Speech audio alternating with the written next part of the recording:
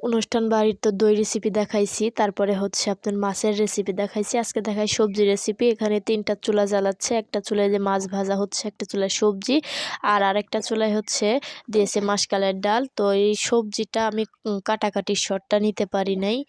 আজকে যতটুকু পেরেছি ততটুকু আপনাদের দেখাই। এখানে প্রায় ২০ রকমের সবজি আছে। এই সবজিটাকে সব কিছু দিয়ে আগে ভালো করে সিদ্ধ করে নিয়ে তারপরে এখানে পাঁচফোড়ন দিচ্ছে, শুকনা মরিচ, এলাচ, দারচিনি, তেজপাতা, পেঁয়াজ সবকিছু দিয়ে খুব ভালো করে ভেজে ওই সিদ্ধ করে রাখা হচ্ছে সবজিটা এখন দিয়ে দিবে।